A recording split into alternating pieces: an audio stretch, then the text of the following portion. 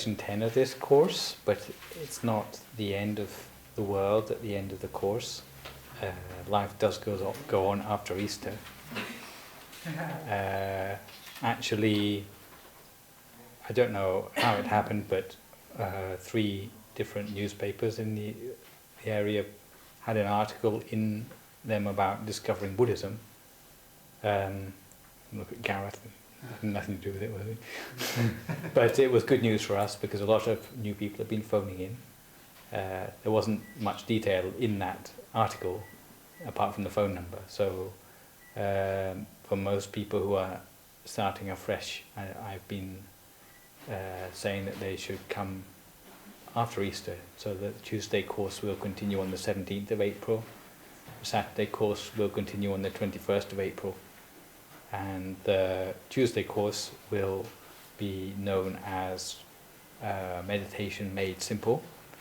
It'll be led by my colleague Venerable Burin, who is quite keen on evaluation and giving you the inquisition about how your meditation's going on. So that might be better than what you've had up till now. And the course on Saturdays will be about what's known as the Buddha's first teaching, which will help link between what you find in the scriptures. If anyone's ever tried to read the scriptures by themselves, they know it's not that easy to make head or tail of them, and meditation practice. So that's usually quite an interesting topic, especially if you wonder about how to make sense of things like the Four Noble Truths and so on, then you get a new perspective on that. So those courses run for 8 weeks. I myself am off to Thailand mostly. In the meantime, be back at the end of July.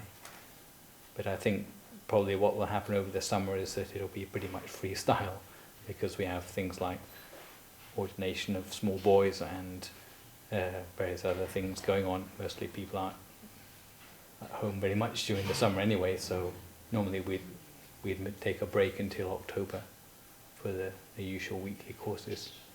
But if anyone does like to come here to meditate in the evenings, you're welcome to do so, and we'll provide the space for you to meditate, even if it's not guided. Anyone who wants to sort of get away from it all at home and come and meditate, yeah. Or maybe outside. So weather gets warmer, then it might be nice outside as well. Well, not like outside in the hall. On Saturday, what time is it? 1:30 till 3:30. Which papers published? It was the Surrey Advertiser, the Chobham something or other, and the Woking something or other. Woking News and Mail, Yeah. There's one in Chobham. I think they're all in the same group anyway, so it's probably the same article, just republished. Yeah. No, but they said that we do something, so maybe. But it happened at quite a good time. So the details of the courses are on the website. But what I'll do is I'll send an email around to people saying when the courses are, for people who are not aware that there's publicity on it, and to save some bit of postage as well.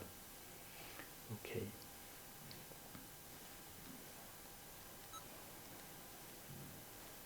So we've come quite a long way on this course. For those who've been here for parts of it, then perhaps you'll appreciate we've come all the way from things like starting to understand where we stand as an individual, and we've gradually sort of expanded the horizons of our influence to mention things like how we get along with our family can also influence how we feel about ourselves, and also things like decision making, how if we have strategies in decision making, it can help us to be more confident when we do come across dilemmas in life, so that we don't end up making decisions which we regret later and which gnaw at our mind when we're trying to have a peaceful meditation. So in a nutshell, although we might think that what has a bearing on our meditation is how much time we put into sitting on a meditation mat, in fact there's a lot more to it than that, and really everything in our life links together. and has an influence on our quality of mind. So if you are really interested to make progress in meditation, you have to take an interest in other aspects of your life as well, because everything links together, everything adds up to variation in the quality of your mind, and that's what you bring with you to your meditation. You may be peaceful when you're on your meditation mat, but if the rest of your life is a mess, then that peacefulness might not last very long. But if you do have everything else in your life sort of pretty much under control, then that peacefulness can extend to all aspects of your life as well. Last time we talked about close family and extended family.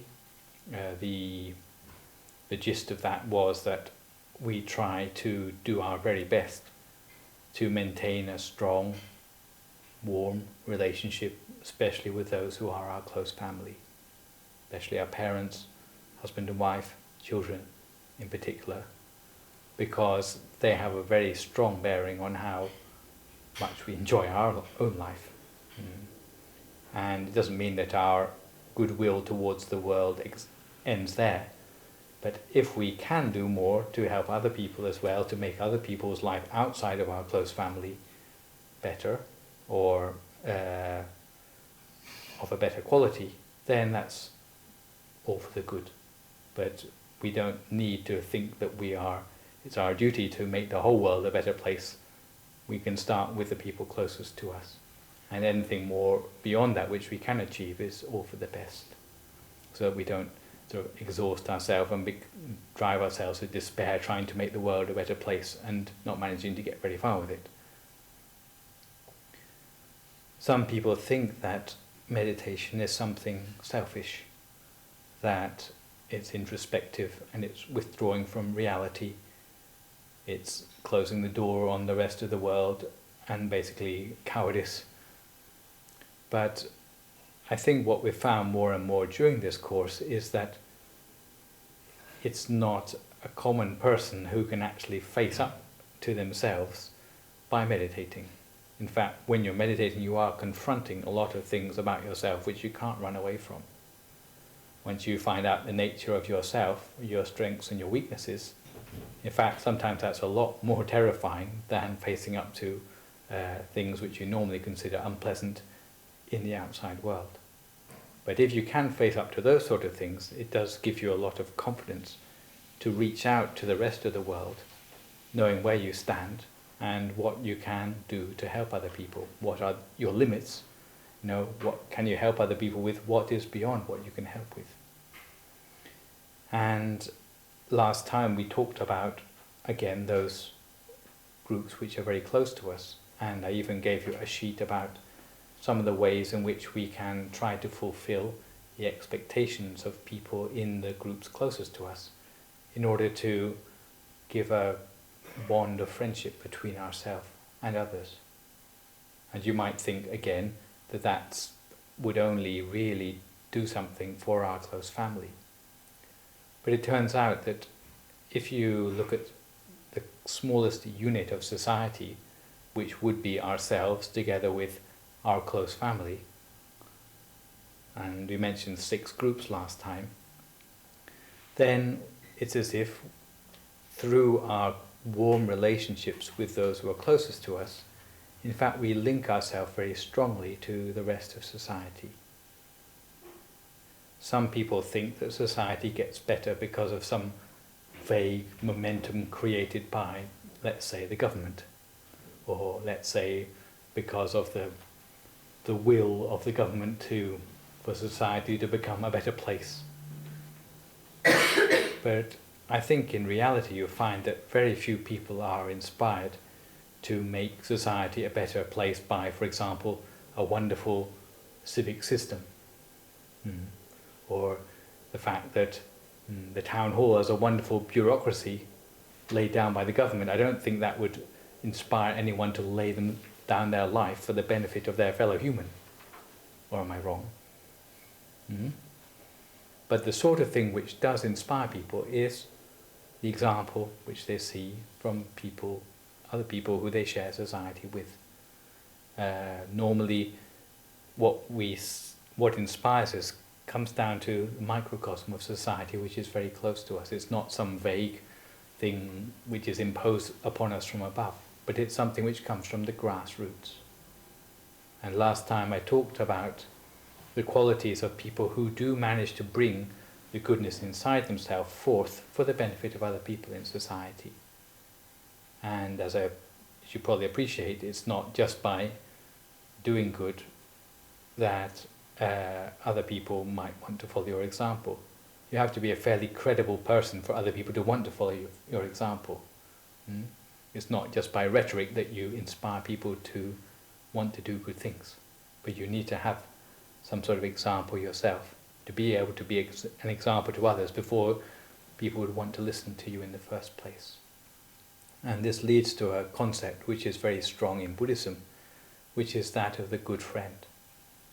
And the Buddha himself went as far as to say that no one ever improves upon themselves without having a good friend of some sort. So it's only when you can see an example of a person improving upon themselves that you realize that maybe you have a chance of doing the same sort of thing. And there are certain qualities of a good friend which the Buddha talked about. For example, first of all, they have to be a fairly endearing person. So they have to be the sort of person who attracts other people, doesn't scare them away. Because only by being close to a person can you really learn from them. If you're a person who sort of distances yourself from others, then you tend to alienate yourself. And even though you may be a wonderful example, but if no one's close enough to you to notice it, then you don't tend to be able to do very much for society. So being endearing is the first thing. Being worthy of respect is the second, because a person, if you are going to instruct a person, they need to respect you as a person to want to do that. And sometimes they don't see the use of it themselves, but because they respect you as a person, they might try it anyway. You have that credibility about yourself. You need to be a person who others speak well of, so that depends on your reputation too. And you must be pretty good at choosing your words. Earlier on in the course we mentioned 5-star speech. I don't know if that still rings any bells. But we said that as a person interested in self-development, your words should be very carefully chosen. If you run the risk of saying tactless things, it's better to keep those words to yourself. These are some of the things we talked about earlier in the course. So if you're artful in speech, it means that you know the right thing to say to transform other people's thoughts or attitudes to more positive ones. And it's certainly an art. Even to get mundane things done, sometimes it isn't art enough in itself, but to get people to transform themselves and to face up to realities about themselves, this is really something which demands a great deal of tact. You need to be able to tolerate other people's words. Basically what that means is that when people who don't want to have their faults pointed out protest loudly or throw it back in your face, then you're not put off by that. That's said to be the quality of a good friend. So to prevail even though you might meet with resistance from people who don't want their faults pointed out. Your speech should be profound, so it should go beneath superficial things to touch on elements of things which are meaningful in people's lives. And you should, when you persuade people to do things, it should be things which are for their own good. Sometimes it's easy enough to encourage people to go down to the pub. That's said to be pretty basic as far as speech goes. You don't need that much artfulness in speech to persuade someone to do that, because it's not something which is particularly wholesome for them anyway. But to persuade them to do something wholesome usually goes against the current, goes against the the trend. And when you're moving upstream, of course it takes a lot more resistance. So therefore your words do need to be a lot more skillful to achieve that. Last week we mentioned 6 particular groups which are very influential on our formation of habits. They were parents, teacher or mentor. yeah, Is that, am I thinking of the right one? teachers, yeah, parents, teachers, spouse, there you go, friends, with friends apparently include our brothers and sisters as well, they include the media as well, and then there's also our working environment, either our boss or our employees, and our spiritual mentors. So the people who we look up to. It doesn't need to be a Buddhist monk, but if you were a devout Catholic, for example, maybe it's your priest. You know, the person who you look to for spiritual guidance. And last time we talked about them in terms of being just 6 groups, and Lisa raised the question about why have they got directions associated with them. And in fact, if we look at ourselves as a person and our interface with these 6 other groups, we can model that into something which looks rather like a cube with 6 faces. And this is not to be particularly judgmental about the values of the groups, but at our front, the forward direction would be our parents. To our right hand would be our teachers, that is school teachers. Behind us would be our spouse, so the person who's always behind us. You know, whatever we think to do, they should be right there behind us, not right there with a knife in our back behind us. Our friends are at our left hand. Below us are our employees, or maybe anyone in our working environment who has an influence on our habits. And above us should be our spiritual mentors. And a person who is a good friend would have a healthy relationship in all of those 6 directions. So if you were to look at their cube, then they would have a strong and a sturdy interface with all of those 6 groups. And you might think that their influence would extend no further than that. But if you think about it, if you are connected with a strong and a good relationship with your parents also have their 6 directions. You're their children, but they too have their teachers and their spiritual mentors, and they have their work environment, they have their own friends. So they're connected to the rest of society through them as well. So if you look at it in terms of these relationships, there's no one in society who's not remotely connected to everyone else in society. So if you were to talk about the smallest unit of society in terms of our habit formation, it's not the nuclear family, but it is this parcel of people who include our teachers and our mentors and our work environment. And society would fit together as a sort of Lego brick of which we are a part. But if we only concentrate on those people closest to us, in fact we are helping society as a result of our actions. If everyone just takes responsibility for the 6 groups of people closest to them, in fact they're helping society to become more cohesive.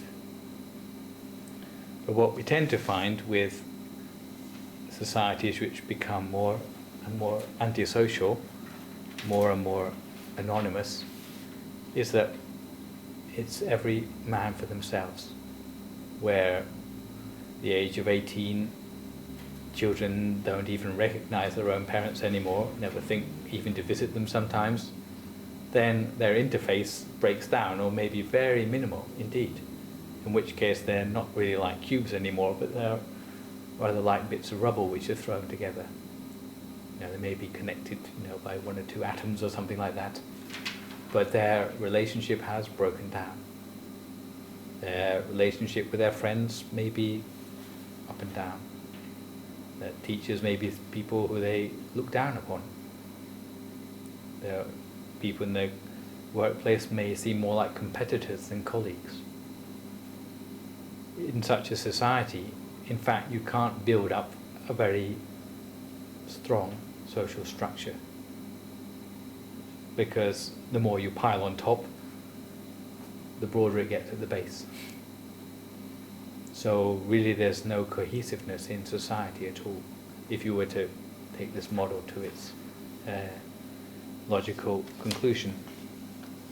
But yet in a society where, in the ideal society, where people do stick together, then in the Asian style, you get people above and below in society, where particular respect is given to maybe people in the upper echelons of society, but yet they're still connected to the lower echelons, one way or another.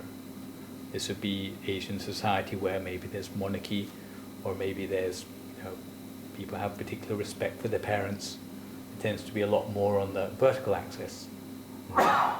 But in Western society, it doesn't mean that Western society's works any better. It may just be a more compacted version of this, again, strong structure. But again, this would break down maybe as we become a more urban society. People have less of this ability to be pillars of society, or to draw people around them together. But the reality of society would be something more like this, where there's a big variety of quality with which people bind themselves to others in society. But what we find is that those who are strong on the qualities which help them to fit in with other people in society would tend to find themselves at the centre of society. Whereas those who are antisocial, or who think only of themselves, by their nature tend to find themselves edging towards the fringes of society, simply because they have nothing to hold them in place. And as we develop inner qualities, although we may be focusing inwardly, but the qualities we develop which help us to have more warmth towards the people in our midst will tend to put us as a sort of backbone to society. And it's the sort of people who have consistently good relationships with other people who tend to find themselves in a very good position to influence society for the better.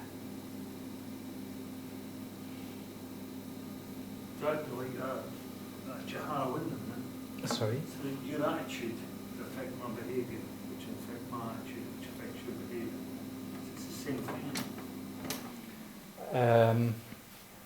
We do it together. The sort of interface I'm talking about is selective. So a person who's good at it will be able to pick up good behaviours from people around them without picking up the bad things. Yeah, that's what I'm saying. It's like your attitude would affect my behaviour, which affect my attitude, which affects your behaviour. But it's continuous. But it's like bootstrapping, because if I'm able to influence you in a good way, and you're able to influence me in a good way, then it's like starts off a positive feedback loop, by which everyone gets better.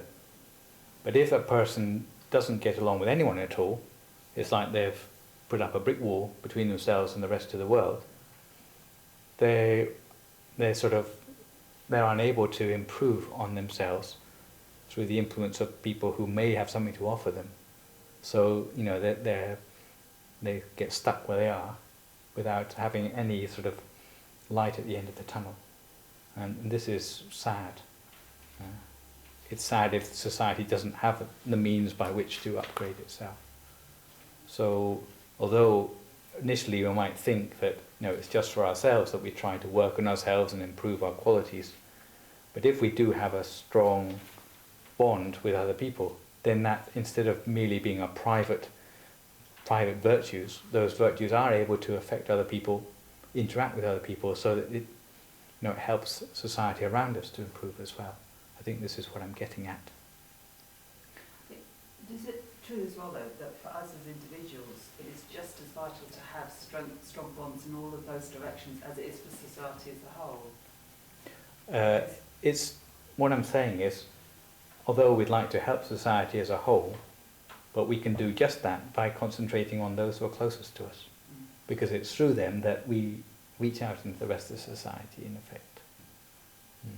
So if we want to set our priorities, we don't need to look very far. And there are certain people who say, "Oh, I'm a friend to the whole world, except for my mother-in-law or whatever," or I get along with everyone just fine except my next door neighbour. If it's the next neighbour they're not getting along well with, then it doesn't ring quite true, because really the people closer to them ought to be the strongest bond they have. The building blocks, this is like symbology, but it's quite definite how they've been devised. And in a way you're saying that all those building blocks indicate that if you haven't got any employees, you're at the bottom rung, and if you haven't got a boss, you've got loads of employees, you're automatically going to be at the top, but which one side of you is exposed to the outside, like those misanthropes. Yeah. So if you don't have any bonds in a particular direction, then you sort of are at that edge, I guess, of society. that doesn't mean to say that because you're an employee on the bottom rung of the ladder and you don't have anyone working for you, doesn't mean to say that you're any lesser person than the person above you. No, it's not a judgment, but it's such a person may not be able to, wouldn't have such a broad influence on society as someone who is maybe higher up. Their decisions would affect maybe less people. But if you are in a position of power, I guess you'd be further up the Rubik cube or whatever. Then if you happen to be a good person too, then that would have a bigger knock-on effect than if you were further down it. But you expose yourself to the risk to abuse that power because you've got no one above Exactly. you to. Yeah, we have met the problems of corruption before. Yeah. But hopefully the fact you got there in the first place must mean that you're pretty sort of, you've got people around you who can help to give you a nudge if you are abusing your power.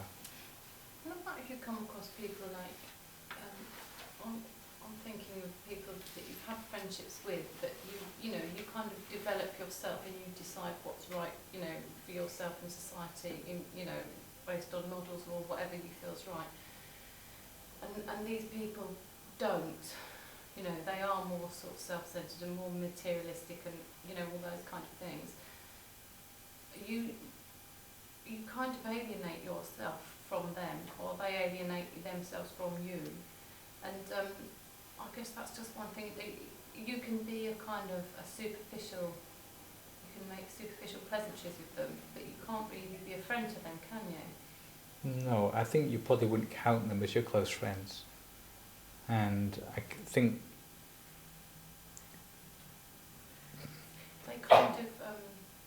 they kind of sap your energy, those type of people. Do you know yeah, I think it's true what you say, and I think you'd have to accept that if they are sapping your energy, then you can't actually help them with very much. Possibly because they don't really accept you yet. If they were to accept you, then you could maybe say much more to them. But until that very close and trusting relationship sort of redevelops with them, then they'd probably look at you as a bit of a oddity. And while that awkwardness is still there, you can't really help them very much. My own teacher says you have to be accepted by a person before you can teach a person.